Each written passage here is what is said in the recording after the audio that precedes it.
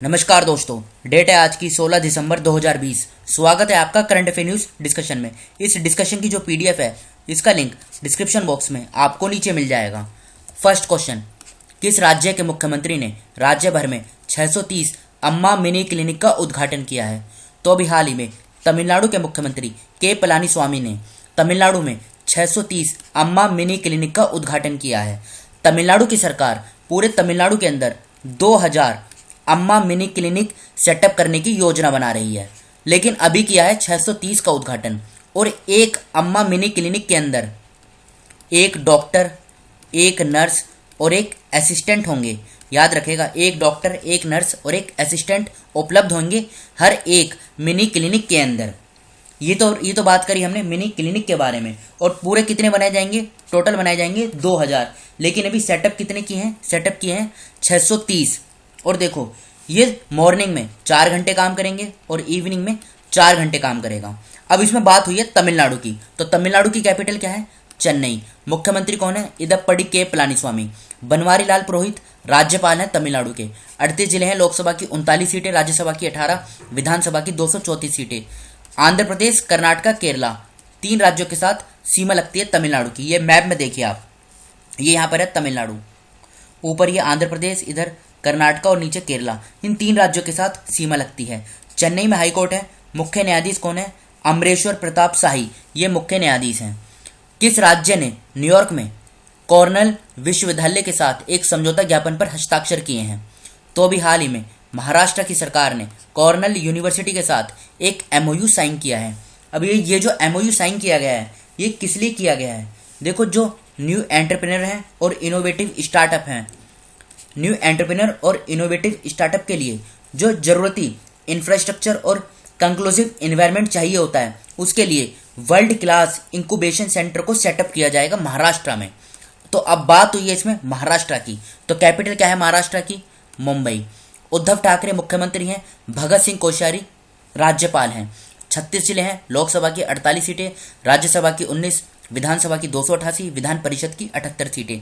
Boundary की बात करें, गुजरात, मध्य प्रदेश, छत्तीसगढ़, तेलंगाना, कर्नाटका, गोवा, 6 राज्यों के साथ सीमा लगती है। अब आप मैप में देखिए, ये महाराष्ट्र है, इधर ये गुजरात, फिर आता है ऊपर मध्य प्रदेश, इधर छत्तीसगढ़, तेलंगाना, कर्नाटका और गोवा। इन 6 राज्यों के साथ सीमा लगती है।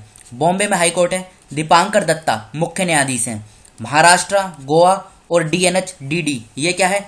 Dadar and Nagar Haveli, Daman and Diu, इन तीनों की जुरिस्डिक्शन बॉम्बे हाईकोर्ट के अंतर्गत आती है, जहां के मुख्य न्यायाधीश हैं दीपांकर दत्ता। हर वर्ष 14 दिसंबर को कौन सा देश शहीद बौद्धिक दिवस मनाता है? तो देखो, हर साल 14 दिसंबर को बांग्लादेश शहीद बौद्धिक दिवस मनाता है। अब ये दिवस किस लिए मनाया जाता है? 1971 में बांग्लादेश अलग से देश बना, पाकिस्तान से अलग होकर। तो 1971 में जो पाकिस्तान की फोर्स है ना, पाकिस्तान की फोर्सेज ने बांग्लादेश के अंदर काफ़ी सारे हिस्सों में, मतलब बांग्लादेश के जैसे आज की जो कैपिटल ढाका, वहाँ पर और काफ़ी अलग अलग हिस्सों में टीचर, डॉक्टर और जर्नलिस्ट और काफ़ी सारे लोगों की हत्या कर दी थी। तो इसी के लिए इस दिन को मनाया जाता है, शहीद बौद्धिक दिवस।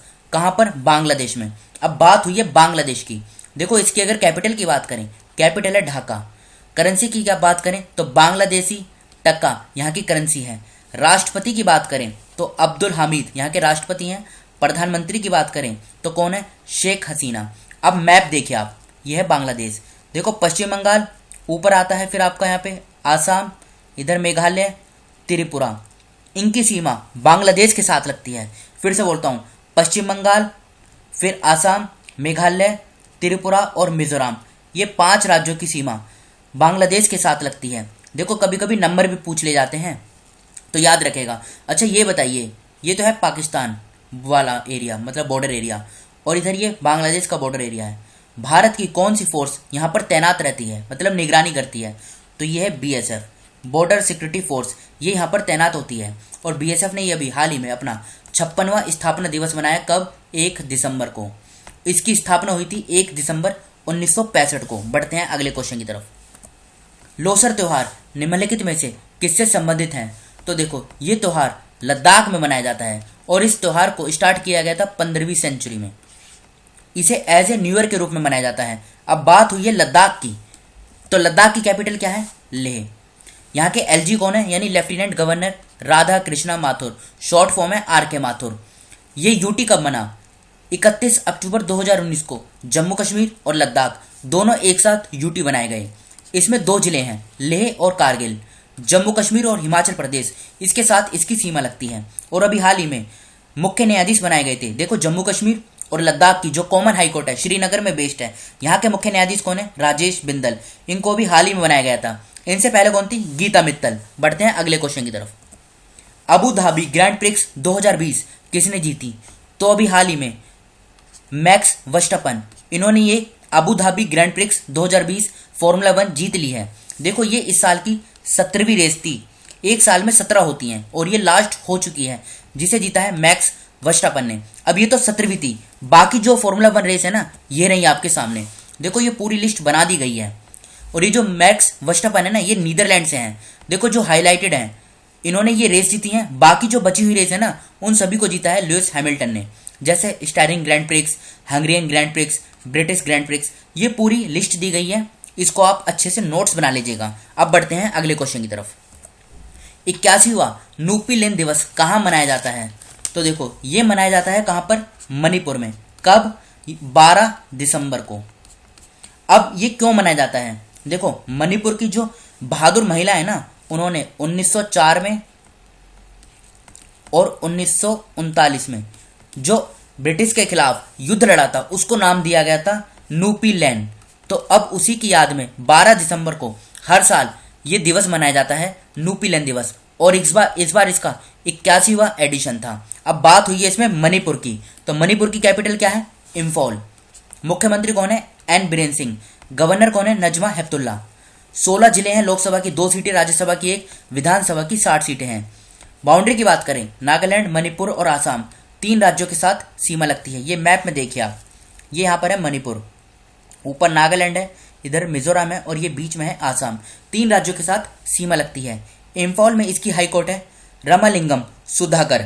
फिर से बोलता हूँ, रामालिंगम सुधाकर मुख्य न्यायाधीश हैं इम्फॉल हाई कोर्ट के। यशवर्धन ने अंतर्राष्ट्रीय ऑनलाइन शूटिंग चैंपियनशिप IOSC के कौन से संस्करण में 10 मीटर एयर राइफल प्रतियोगिता जीती? तो अभी हाल ही में इसका 6ठा संस्करण आयोजित हुआ। कब ये आयोजित हुआ? देखो डेट याद रखेगा, 13 दिसंबर को। फिर से बोलता हूँ, 13 दिसंबर को इंटरनेशनल ऑनलाइन शूटिंग चैंपियनशिप का 6ठा संस्करण आयोजित हुआ, जिसमें जो भारत के यशवर्धन है, इन्हें पहला स्थान मिला। मतलब इन्होंने 10 मीटर की एयर राइफल इवेंट को जीत लिया है। अब फर्स्ट नंबर पे तो यशवर्धन रहे हैं, दूसरे नंबर पे कौन रहा है? देखो दूसरे नंबर पर है, ऑस्ट्रिया के हैं ये। नाम क्या है? नाम थोड़ा डिफिकल्ट है लेकिन फिर भी लिख देता हूँ, मार्टिन स्टेम्फल, STREMPFL, मार्टिन स्टेम्फल। तीसरे नंबर पर कौन है? ये यूक्रेन के हैं, OLEKS, एक सेकंड यहाँ पर लिखता हूँ, ओल्सकेंडर, OLES, एक सेकंड फिर से देखो, नाम थोड़ा डिफिकल्ट है, OLEKSANDER, ओलेक्सेंडर। और आगे हॉकिन, ये यूक्रेन से हैं। ये तीसरे नंबर पे रहे हैं। देखो ये नाम बस आप याद रखेगा, नज़र में होना चाहिए, एग्जाम में पूछा जाए तो इजीली सॉल्व किया जा सकता है, लेकिन ऊपर का सिर्फ ये नाम याद रखेगा, यशवर्धन, जो भारत से हैं, जिन्होंने ये 10 मीटर की एयर राइफल इवेंट को जीत लिया है। अब बढ़ते हैं अगले क्वेश्चन की तरफ। मार्च 2021 में भारत और किस देश के बीच स्वाधीनता सड़क खोली जाएगी? तो देखो भारत और बांग्लादेश के बीच ये मार्च 2021 में खोली जाएगी। बस इतना याद रखेगा। बांग्लादेश के जो 2 जिले हैं ना, उसको ये कनेक्ट करती है। वो 2 जिले के नाम क्या है? देखो एक का नाम है मुजीबनगर और दूसरे का नाम है मेहरपुर। इन दोनों जिलों को ये कनेक्ट करती है। और देखो अभी 17 दिसंबर को जब इन दोनों देशों के बीच मीटिंग होगी, जब ये डिटेल से निकल कर आएगा तो तब इसको अच्छे से पढ़ेंगे डिटेल के साथ। अब बात बांग्लादेश की हुई है तो इसको हमने भी पहले कवर कर लिया है। अब बढ़ते हैं अगले क्वेश्चन की तरफ। उमर क्रेमलेव को किसके अध्यक्ष के रूप में चुना गया है? तो अभी हाल ही में उमर क्रेमलेव को अंतर्राष्ट्रीय मुक्केबाजी महासंघ के अध्यक्ष के रूप में चुना है। बी इस क्वेश्चन का सही आंसर है। अंतर्राष्ट्रीय मुक्केबाजी महासंघ, इसका गठन कब हुआ था? 1946 में। हेडक्वार्टर कहाँ पर है? स्विट्जरलैंड में इसका हेडक्वार्टर है। बढ़ते हैं अगले क्वेश्चन की तरफ। काजीरंगा राष्ट्रीय उद्यान कहाँ स्थित है? देखो ये भी न्यूज़ में था, ये बताइए कहाँ पर है? तो ये आसाम में स्थित है, काजीरंगा नेशनल पार्क। अब बात हुई है आसाम की, कैपिटल क्या है? दिसपुर। सर्बानंद सोनोवाल मुख्यमंत्री हैं, जगदीश मुखी गवर्नर हैं। 33 जिले हैं, लोकसभा की 14 सीटें, राज्यसभा की 7, विधानसभा की 126।